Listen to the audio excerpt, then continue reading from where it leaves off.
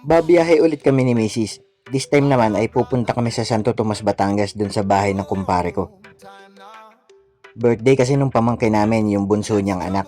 In-invite kami. Di tara.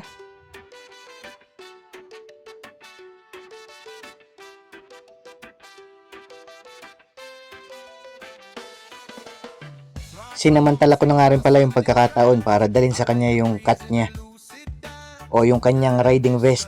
Feeling ko talaga sinadya niyang hindi to kunin sa akin para mapilitan akong ihatid sa kanya para magpunta ako dito sa kanila.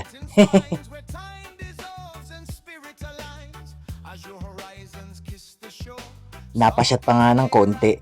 Pero okay lang kasi dito rin naman kami ni Mrs. matutulog ngayong gabi. Kinabukasan nga since nasa Batangas na rin lang naman kami ni Mrs. Napagdesisyon na naming wag munang umuwi at mamasyal muna. Pupuntahan namin yung Minor Basilica ng St. Martin of Tours sa Taal, Batangas yun. Galing Santo Tomas papuntang Taal ay dumaan kami ng Tanawan, Malbar, Lipa at Balayan.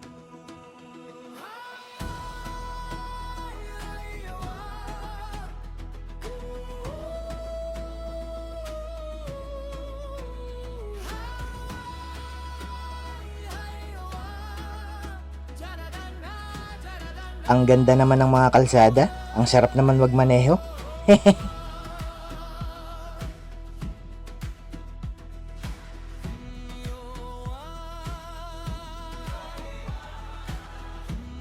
At sa wakas nga nakarating na kami sa Minor Basilica.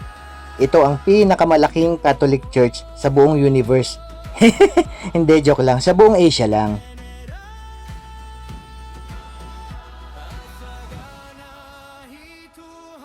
Talaga naman palang napakalaki Nakakalula yung laki at ganda niya. Sa mga picture ko lang dati nakikita to Pero talaga palang ang laki-laki. At nakakataas nga ng konti ng balahibo dahil yung itsura pa lang niya ramdam na ramdam mo na yung bumabalot na history. Hindi ako relihiyosong tao, pero naniniwala din ako na mayroong nag-iisang Diyos na lumikha ng lahat. At ina-admire ko yung culture at faith nating mga Pilipino.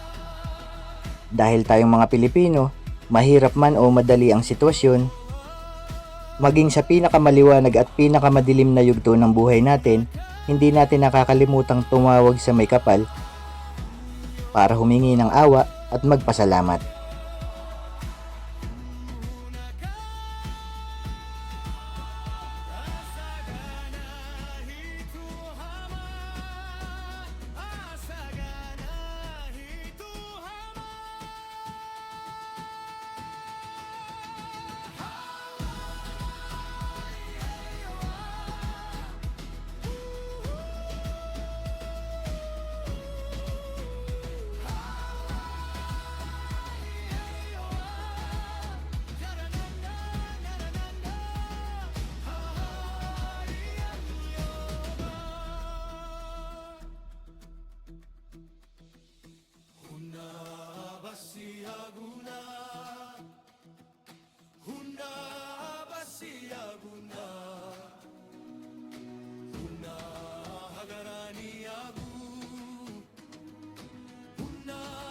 Pagkagaling nga doon kumain muna kami ni Mrs. Nagkagutuman na sa biyahe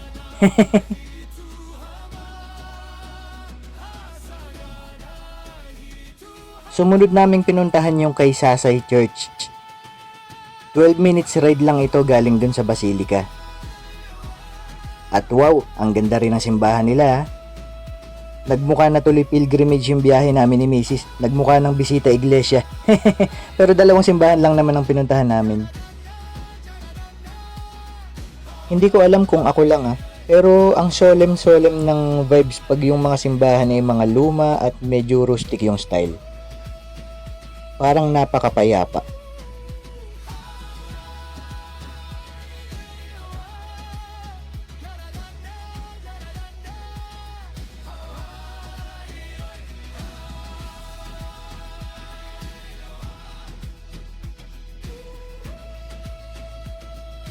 Hindi pa nga tapos yung biyahe namin dahil pauwi namasyal pa kami.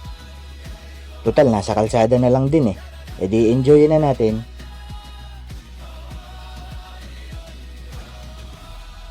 Iba talaga ang vibes pag nasa probinsya eh, no? Parang napakagaan. Parang ang simple-simple ng mga bagay. Ang simple-simple ng buhay. Parang ang gan-gan sa isip. On the way pa uwi ay naisipan na rin naming pasyalan yung legendary Taal Lake.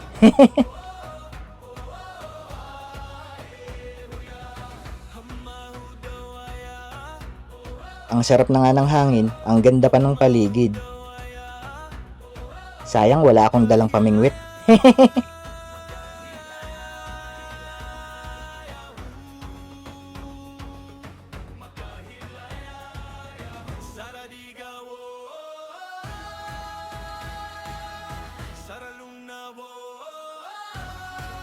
Nagpahinga at tumambay muna kami dito sandali. Konting stretching bago ituloy yung biyahe pa uwi.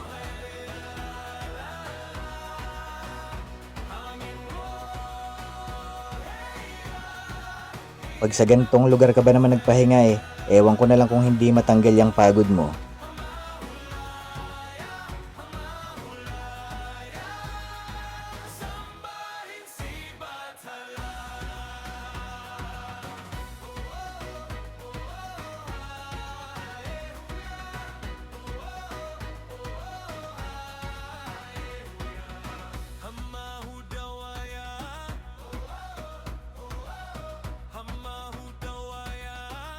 Pagkatapos nga naming magpahinga sa tabi ng Taal Lake ay tumulak na kami pa uwi. At expected na namin gagabihin kami sa kalsada. Kaya in-enjoy na lang namin ni Mrs. yung paligid habang nagdra-drive ng dapit hapon.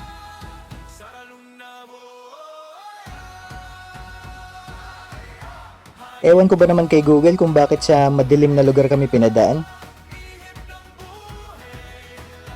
Buti na lang at may dalawang aswang at isang tikbalang kaming napagtanungan dito, kaya hindi kami naligaw.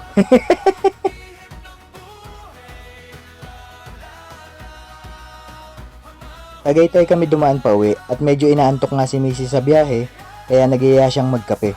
O di sige, magkape muna tayo.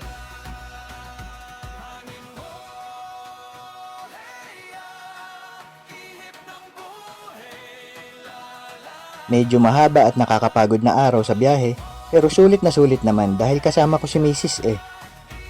Ikaw pamangkin, sinong tao yung pagkasama mo hindi mo nararamdaman ng pagod? Ingat kayo lagi and ride safe!